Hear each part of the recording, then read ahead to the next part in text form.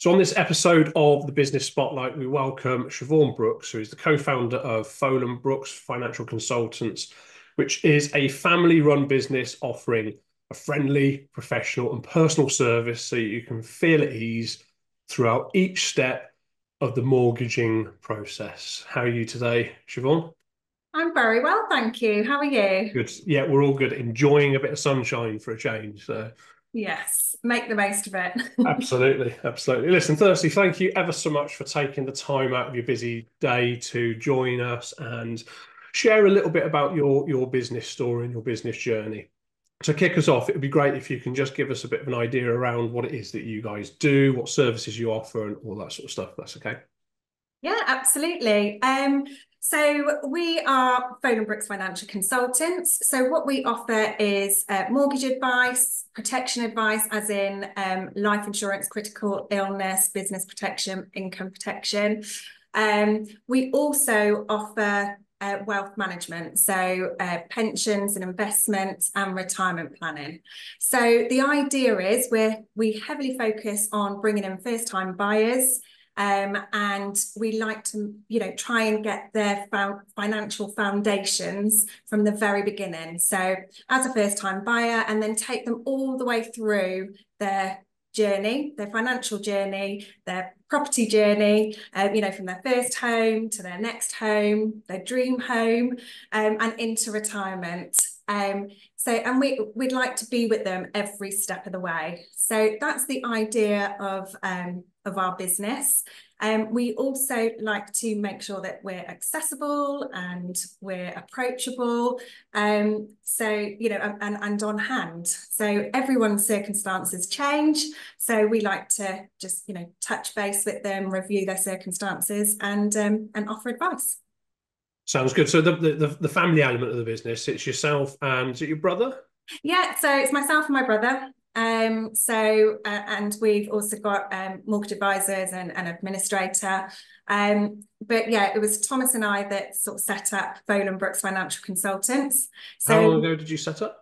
we set up we left the practice that we were in 2020 Yeah. and started trading as Folan Brookes Financial Consultants in 2021, so January 2021. Okay. So I feel we're still relatively new in our own business journey. However, both of us had been with a previous broker for around 15, 16 years. And we'd kind of come to the end of our journey in that practice of where we could go. We also could identify some areas that we felt we wanted to sort of grow and achieve. And the best way to do that was maybe out on our own. Exciting. It's good stuff. So team-wise, then mentioned you got sort of brokers and sort of mortgage advisors and things like that. How big's the team now? So at the moment, we've got a team of four. Okay. So there's myself, I'm a mortgage and protection advisor. We've got Stacey, who's also a mortgage and protection advisor. She's an experienced advisor. She previously worked for a building society for about 12 years. Yeah. And Thomas, he is our financial advisor. And we've also got Steph, who is our administrator. Exciting. Okay. Well, we'll touch on team in a little bit. Just talk a little bit more about that later. I'm just interested to know a little bit more about your sort of journeys. Working with lots of business owners, typically, whether they're seasoned entrepreneurs or just starting out, typically everybody sort of encounters certain challenges, whether it's, I don't know, a touch of imposter syndrome or some knowledge gaps and things like that. What would you say have been your biggest challenges as a business owner since you started? Um, I think initially, because it was just Thomas and I when we first set out, Yeah. and we just kind of wanted to get ourselves out there and, bring in some business because, business makes you money and that's Yeah. what, ultimately all about. So I think one of our biggest challenges was we kind of just threw ourselves out there, and it was all going really great, but then it was starting to move a bit too quickly. And then Okay. we had to sort of rein it in and make sure that we've got our foundations, our structure and our process absolutely perfect. And that's, what we've been perfecting. It does change along the way. Yeah. And then, so that when we have taken on advisors, it's much easier to take them on, and they can follow a set process, the Folan Brookes way, really. So I think the challenge was not running before we could walk. Yeah, it's a common theme with startups and things. Just kind of, you go into the industry, you start a business in the industry that you know, like you say, it's like sell, sell, sell. Let's get some work, win some work. Then you do the work, and then you kind of like, oh, actually, we now need to win some more work because we've not been doing the marketing. And there's that roller coaster of get busy, do the work, not have enough work, get busy. So Yes. you're right, sort of stopping to sort of say, actually take a breath and let's get some structure, let's get some processes in place, let's get some consistent marketing in place and things like that. It's really powerful. If Yeah. you had the opportunity to go back to 2021 when you first started, is there anything, if you had the opportunity to start again, would you do anything differently? And if you would, what sort of things would you do differently? Yeah, absolutely. So when now what we do is we do have a mentor that has been in our position as a mortgage advisor, built their business. So we do have a mentor that we touch base with and have meetings with. And I think what I would do, I suppose, going back would be find that mentor straight out. You learn from their mistakes. So Yeah. they've made the mistakes, and so you don't have to. So that would be absolutely one thing that I would do. And have more of a plan of action, like you said, so having that sort of structure and knowing, these are the touch points, this is what we want to do with our marketing, this is the niche market that we're going for, although Yeah.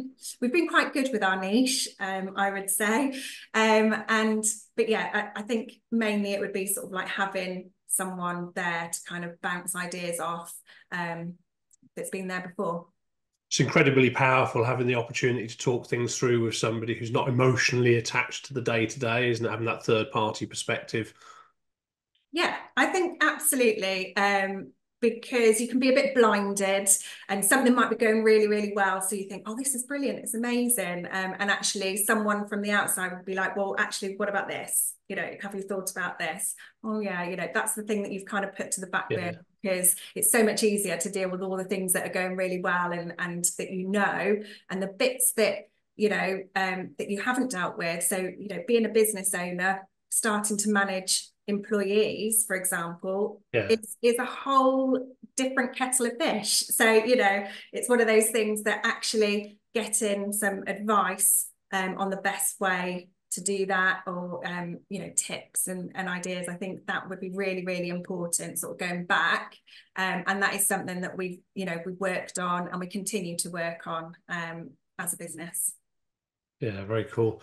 Before we get to team, let's talk a little bit about time. So, everybody's got the same number of hours in a day. You're clearly, very busy. You're growing a business. There's lots to do there. You've got a young family as well. How can you share with us sort of how you manage that time as a business owner and get that balance between business and home right? Um, I will be perfectly honest and say at the very beginning of our business journey and growing Folan Brookes, there was no balance. Okay. Every single hour of every day was spent working on the business. So different areas. I get very, very excited. Thankfully, we've got myself and Thomas, and both of us are good at certain things and sort of not so good at other things, and we sort of balance each other out. So when I'm getting ahead of myself, Thomas can sort of rein me in a little bit. Yeah. So that I didn't have much of a balance, but we realised that that's not sustainable and you can burn out very quickly. So we're getting much better at that. So we're doing a lot of work on time management, making sure we're tackling tasks difficult tasks at the beginning of the day, cut off times, and kind of leading by example, because we wouldn't want our staff to be doing that. Yeah. So why are we doing that? But it's very difficult, I think, as a business owner. And I think it's something that you constantly have to come back to. And Completely being agree. yourself. I'm not a big believer of the sort of work-life balance phrase. It's more about work-life integration. And as a business owner, you can feel guilty for spending time in the business, not with your family. And then when you're with family, you feel guilty and not spending time in, and it's sort of wrestling with those emotions, because the business is part of your family, isn't it? It's part of your identity. Yeah, absolutely. And it's, the business is growing with our family as well. So Yeah. they're really they're part of it, so they see the progress, they see how hard we're working on it, and they're proud of it and supportive. Like, I've been incredibly lucky to have so much support around us, but yeah, it's very, very difficult to manage that work-life balance. I think there's a couple of things there. One is that's come out of that. I think one is you're right. The awareness of where you're spending your time, and whilst as an entrepreneur you can be a bit of a workaholic and always be thinking about it, being aware of that and being present, and then knowing that you've got to revisit it occasionally to sort of get that balance right is important. I think the other thing you've mentioned a couple of times is support, having a supportive network around you, whether that's a professional network, family network, that kind of are on that journey with you to support you through those busy times and things. Yeah, absolutely. I think you can't, it'd be very difficult to do it without support, Yeah, and to have support around family life, but also business support. So talking to other business owners, other business leaders, you might have an issue in your business, and if you put it out there and speak to other business owners, quite often they may have come across it and yeah, dealt with that situation, and that's invaluable, absolutely invaluable. So I would say surround yourself with other business owners, not just your own industry, yeah. uh, other industries also. Good advice. So let's talk about teams. So you're starting, you're running a business and you're growing a business rather than being a solopreneur that's kind of created a job for themselves. Having a successful team around you is going to be sort of crucial to growing the business, sustainably for any business. Having the right people around you is going to help you get to your goals quicker. What what approach do you take to, sort of building and maintaining a strong team? What sort of things do you look for? Values. So Okay. it's really, really important that anyone that we take on has the same values as us, the way that they react with customers and interact with customers, and that they're also approachable. And Yeah. so that's a real big thing for us. Ambition also, because if they don't have to be ambitious, but so long as they are ambitious in what it is that they want to do, and if it is something that they want to do, for example, you might have someone that wants to progress in their career, or maybe go into a different area, and we would be more than willing to sort of help and train them Yeah. along the way. So yeah, that's important, and trustworthiness as Yeah. well. That's a key element. In this industry as a mortgage advisor, we deal with a lot of personal information and people's lives. So it's really, really important to be really trustworthy. So the ambition thing, I quite like, you mentioned about the ambitions, and doesn't not everybody has to want to be the next CEO and things like that. So ambition can be sometimes just being really good at delivering the service that you're doing, isn't it? Whether you're a mortgage advisor, financial advisor, just being ambitious enough to say, I'm going to be the best at this. And that's okay, isn't it? Not everybody wants to necessarily climb the ladder. Yeah, no, absolutely. And that's what I meant by that, was that Yeah. it's not climbing the ladder, but being the best at what you do. So having that ambition to do the best, Yeah. be the best, get the best results. I think that's quite a key element. Well, it is within our business, I feel. And you mentioned values. So have you gone through the process of setting out some company values that you then use in that recruitment process and induction process? Have you sort of documented them and things like that? No, but that is something that we are doing. So we are having that Okay. conversation, because we didn't have that when we recruited Stacey, and then where we've gone back and we're making sure our foundations are absolutely right and our process is perfect. So they're conversations that Thomas and I are actually having now, and documenting a really robust business plan as Okay. well. So yeah, so that's all part of it. It's useful to have those sort of things, certainly when you're recruiting, because you can use those frameworks to be able to make your decisions in terms of who's the right hire, who's the not, which people do you want to work with and things like that. So it's really, really good you're working on those sort of things. Yeah, yeah. Let's take a shift to the future then. Let's start looking forward. how do you see the future of your business? What's, what is it you're looking to achieve with it, and what sort of steps are you taking to get there?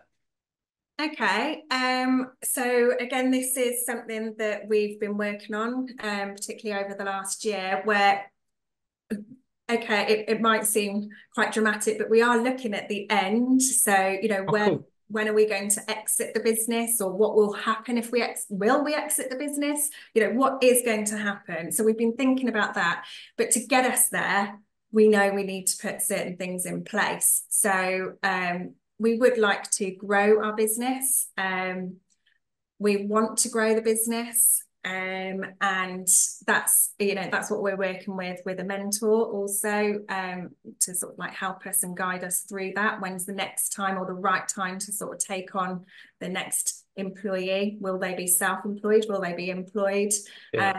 So yeah, that's the idea. But we are planning to sort of grow the business, build on our brand of Folan Brookes, but make sure that it still is a really personable service, and it's quality over quantity. So So those values, building on those values yeah, again.